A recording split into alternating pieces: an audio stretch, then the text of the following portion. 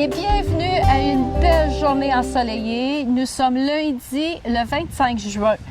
Je mentionne la date parce que c'est très important. J'ai un invité très spécial.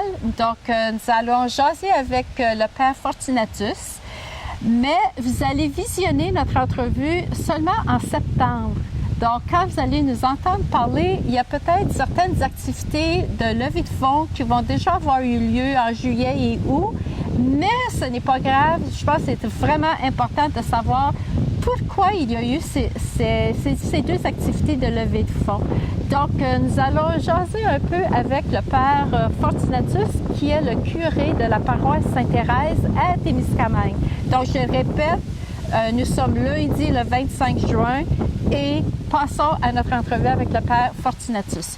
Père Fortunatus, bienvenue à Témiscamingue. Est-ce que ça fait longtemps que vous êtes le curé de la paroisse Sainte-Thérèse? Je suis arrivé à Témiscamingue au mois de septembre 2013. 2013, donc ça fait déjà 5 ans. Ça va faire 5 ans que vous êtes avec nous. Oui, je suis à Témiscamingue. OK. 5 ans. OK. Oui. Puis, comment est-ce que vous aimez notre paroisse? Est-ce que vous êtes adapté? Donc, ça fait 5 ans que vous êtes avec nous. Cette paroisse, je l'aime beaucoup. J'aime la tranquillité qu'il y a à Témiscamingue. C'est un endroit où l'on peut prier, où l'on peut étudier, c'est-à-dire lire et écrire. C'est un endroit où il y a vraiment du calme. Oui, c'est vrai. Oh, nous avons tellement une belle église et notre région, elle est très belle aussi. Alors, vous arrivez de quelle région, Père Fortunatus? Quand vous êtes arrivé il y a 5 ans, là, est-ce que vous aviez une autre paroisse ailleurs? Quand je suis arrivé ici en septembre 2013, je venais dans la paroisse Saint-Jean-Baptiste à Pembroke. OK. Je venais d'y passer une année. OK. Oui. OK. Donc, vous étiez à Pembroke. Donc, il y a des gens qui viennent de la région de l'Outaouais aussi, donc ils connaissent très bien la paroisse dont vous parlez. Donc, parlez-nous un peu. Maintenant, vous êtes le curé, vous êtes seul, le seul administrateur. Vous n'avez pas de vicaire, mais là, vous avez le Père Scott qui est avec vous pour l'été jusqu'au mois de septembre. Parlez-nous un peu de la paroisse Sainte-Thérèse. La paroisse Sainte-Thérèse, je pourrais dire que c'est une paroisse adulte, pour ne pas dire antique. Antique, ça pourrait penser qu'elle est vieille. Oui, antique, oui, parce que... OK. Oui, antique parce que l'année prochaine, cette paroisse célèbre son jubilé de 100 ans d'existence. OK, ça va être en 2019? C'est en 2019. OK. Oui. OK. Donc, c'est une paroisse qui a une longue expérience.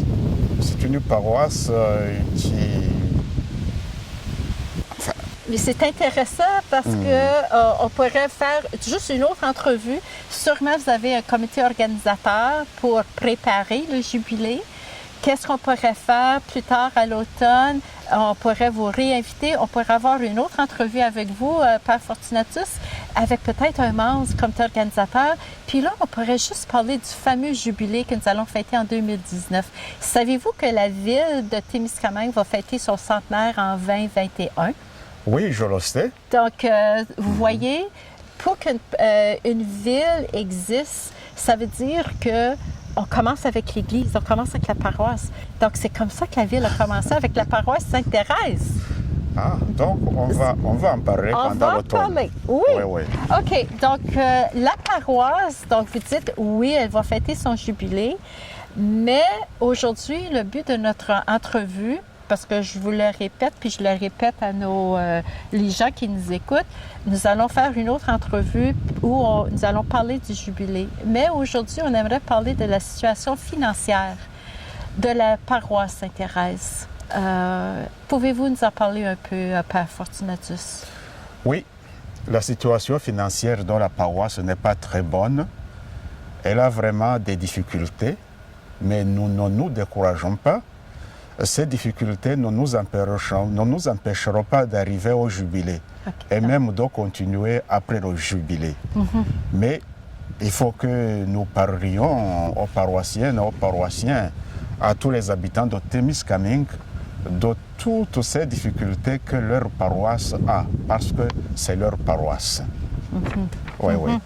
Et puis, au lieu de parler des difficultés, nous voudrions plutôt mettre l'accent sur les initiatives qui ont été entreprises pour contrer ces difficultés. OK. Donc, comment est-ce que nous, les paroissiens, on pourrait aider pour améliorer la situation financière de notre paroisse?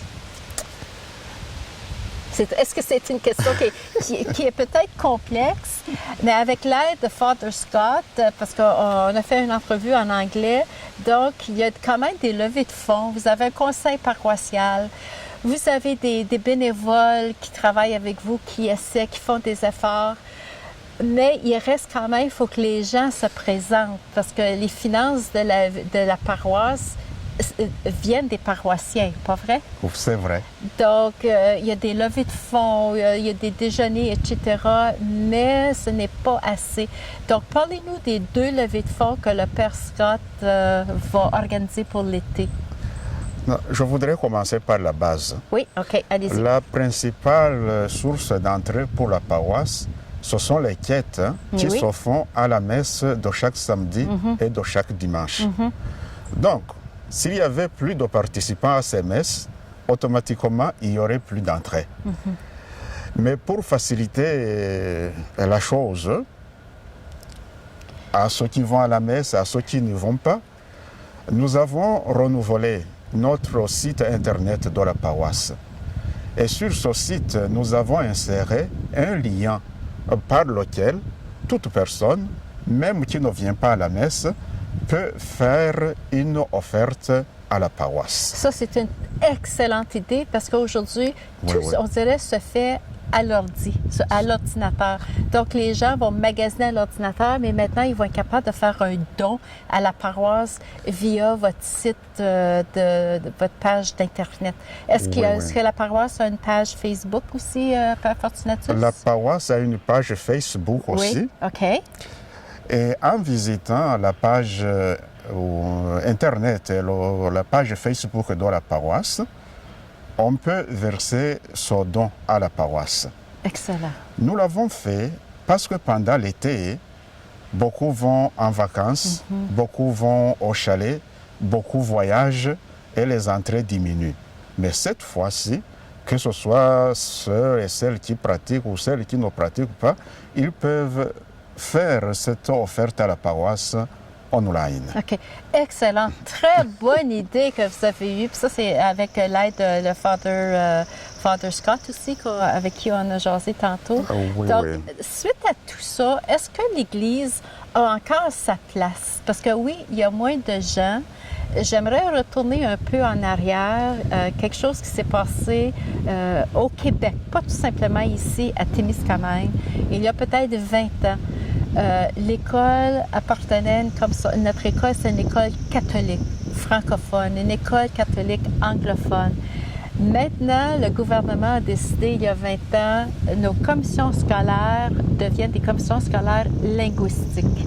Ça veut dire que le primaire, secondaire, EGT appartient à la commission scolaire Lac-Témiscamingue parce que c'est une commission scolaire francophone. Jitterbug School, les Anglais au primaire, secondaire, à cause de la langue anglaise, appartiennent maintenant à Western Quebec School Board. Donc, il y a eu une séparation à l'intérieur de la bâtisse à cause des commissions scolaires linguistiques. Et qu'est-ce que ça a amené? Parce que j'ai vécu l'expérience, je suis un prof à la retraite et dans le temps, j'étais animatrice de pastorale aussi, en plus d'enseigner à l'école. Liturgie des jeunes, j'en ai fait quelques années. Donc, tout ça pour vous dire, Père Fortunatus, qu'il y a eu comme un bris entre, mais ça c'est partout à travers la province de Québec, là, entre l'école puis l'Église. Ça veut dire qu'on n'enseignait plus la religion catholique comme telle, comme on le faisait avant. Maintenant, la responsabilité a été donnée aux parents de s'occuper de l'éducation de la foi de leurs enfants. Donc, je pense que des parents, peut-être, n'ont pas compris comment faire aussi, parce que dans le temps aussi, oui, nous sommes très chanceux d'avoir un prêtre à notre paroisse. On est très chanceux de vous avoir, Mais il y avait aussi, nous avions des religieuses, nous avions une communauté de religieuses, les Saint-Nom de Jésus de Marie. On avait les Sœurs de la Charité d'Ottawa avant cette communauté-là aussi. Donc, il y avait quand même un lien, là. Il y avait des religieuses avec les prêtres, l'école. Donc, il y avait comme un lien. Est-ce que vous comprenez, là, ce que... Oui, donc, il y avait un lien entre les trois. On pourrait dire qu'il y avait comme trois partenaires pour aider les familles, aider les enfants dans l'éducation de leur foi. Puis tout à coup, commission scolaire linguistique, les parents sont comme perdus un peu. Donc, mais on n'est pas la seule église là, où il y a une baisse là, des paroissiens qui viennent à la messe. Je pense, est-ce que c'est un problème de la société? Parce que l'Église, êtes-vous d'accord pour dire que est-ce qu'elle a toujours sa place en 2018? Oui, l'Église a toujours sa place dans la société en 2018 et elle continuera à en avoir même après. L'Église se propose, l'Église ne s'impose pas. L'Église propose des solutions. L'Église voudrait aider et elle peut aider. La famille a des problèmes, les jeunes ont des problèmes, la société a des problèmes. L'Église peut aider et elle voudrait aider à la résolution de ces problèmes. Donc, elle a encore sa place dans la société. Donc, oui, puis elle aura toujours sa place. Elle a eu sa place, elle a sa place et elle aura toujours sa place dans la société, l'Église. Et en plus, pour que les gens le reconnaissent, il doit y avoir une certaine visibilité aussi, là. Oui, mais c'est là où, en organisant des levées de fonds, donc c'est un peu comme une pierre deux coups. Vous organisez des levées de fonds, ça attire les paroissiens. Je savais pas. C'est comme, tu sais, puis en même temps, il aide financièrement. Donc, quand je dis une pierre deux coups, c'est ça. Donc, on attire les paroissiens pour qu'ils reviennent. Puis d'un autre côté, ils nous aident financièrement. Donc, oui. c'est pas toujours facile, par exemple. Hein? Bon, une autre initiative que nous avons lancée pour faire d'une pierre deux coups, c'est de faire de la publicité sur le feuillet paroissial. Oui. Oh, OK. Oui. Il sort chaque dimanche. Évidemment, il est d'abord lu par celles et ceux qui vont à la messe. Mais on peut le lire aussi sur le feuillet paroissial, sur le site internet de la paroisse. On peut le lire sur la page Facebook de la paroisse. Donc nous proposons de faire de la publicité. Mais vous en faites une troisième publicité. Parce qu'on voit vos messages sur notre babillard communautaire, à la télévision communautaire. Donc les gens le voient là aussi. Oui. Donc, ceux qui tiennent des commerces ici à Témiscamingue, ils peuvent faire d'une pierre deux coups. Publiciser leur commerce et puis aider la paroisse. Donc, ça veut dire que peut-être que la paroisse pourrait approcher la chambre de commerce. Je vous donne juste une idée. Merci beaucoup. Donc, pour que la chambre de commerce, peut-être que les commerçants ne savent pas que, je pourrais mettre, parce que nous n'avons plus notre journal local. Voilà. Le journal local, le contact, les commerçants pouvaient mettre de la publicité. Maintenant que nous autres, la télévision communautaire, on essaie de prendre un petit peu plus de place. Nous avons toujours notre babillard communautaire. Nous voyons vos annonces, Père Fortunatus de la paroisse Sainte-Thérèse, les déjeuners, etc. Donc, peut-être un pas de plus, peut-être approcher la chambre de commerce puis leur offrir, écoutez, gratuitement ou je ne sais pas combien ça va coûter. Mais en tout cas, c'est juste une idée, je vous lance. Et puis, toujours à propos de ce feuillet paroissial, il y a des gens de Témiscamingue qui habitent partout au Canada, même ailleurs dans le monde, mais qui continuent à s'intéresser de Témiscamingue. Oui. Donc, ceux qui gèrent les commerces à Témiscamingue ont intérêt à faire de la publicité sur notre feuillet paroissial. Il va plus loin que nous ne pensons.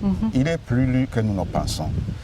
Et puis, le Père Scott a lancé d'autres initiatives pour récolter un peu de fonds pour la paroisse. Le 14 juillet, il participe à un concours sportif à Ville-Marie ceux qui veulent le sponsoriser sont les bienvenus. Les fonds qu'ils recueillent de cette manière iront à la paroisse. Et puis, à la fin du mois d'août, il va organiser un tournoi de golf. Les rentrées de ce tournoi de golf iront aussi à la paroisse. Il a créé un GoFundMe pour recueillir ces aides. Il les recueille pour la paroisse, pas pour lui-même. OK. Donc, le site Internet, on pourrait le mentionner parce qu'au moment où on se parle, l'adresse va apparaître au bas de l'écran. Donc, si les gens veulent faire leur don, donc c'est à Sainte-Thérèse, S-T-E-Thérèse, Témiscamingue.com. OK. Donc, ça, c'est une façon de rejoindre les gens à l'Internet. Donc, c'est très important. Puis bravo pour la paroisse Sainte-Thérèse, sa page Internet. Les gens peuvent aller faire des dons. Puis vous avez des levées de fonds, donc le triathlon. Donc, si le Père Scott elle est encore ici au mois de septembre, je l'ai agacé lors de l'entrevue. Alors, on pourrait vous reparler pour le jubilé. Father Scott, il pourrait nous parler. Comment il a réussi ça, ses activités, les événements là, du triathlon? Parce qu'un triathlon, ça veut dire c'est une course, natation, puis vélo. Donc, 3 activités importantes. Donc, est-ce que vous avez d'autres activités prévues? Il y a au moins ces 2-là durant l'été. Là. Donc, okay. Il y a d'autres activités prévues parce que le jubilé n'aura pas lieu un seul jour. On va se préparer toute l'année. Ce sera une marche vers le jour du jubilé. Excellent. Et il y aura d'autres activités. Parfait. Donc, c'est pour ça peut-être qu'on pourra revenir, on va revenir vous voir à l'automne, le plus tard au mois de janvier, comme je le mentionne, avec peut-être un membre de votre comité organisateur. Ils sont en train de peut-être faire un remue-ménage, un genre de brainstorming, comment on s'organise. Donc, ça va être à suivre. Alors, merci beaucoup, le Père Fortunatus. Merci beaucoup à vous. Ça m'a fait plaisir. Ça m'a fait plaisir. Puis je pense que les gens qui nous ont écoutés, c'est très important que vous sachiez que cette entrevue, une belle journée ensoleillée, nous sommes lundi le 25 juin. Et tout ça pour vous parler de la situation financière de la paroisse Sainte-Thérèse et ensuite des activités, 2 activités lors de l'été. Donc, on vous revient à l'automne pour vous donner un compte-rendu. Comment Father Scott a réussi son triathlon et le tournoi de golf. Parce que moi, je vais être là dimanche le 26 août, puis on s'en reparlera à l'automne. Alors, Père Fortunatus, merci beaucoup pour votre entrevue. Et sur ce, on vous souhaite une bonne journée et à la prochaine.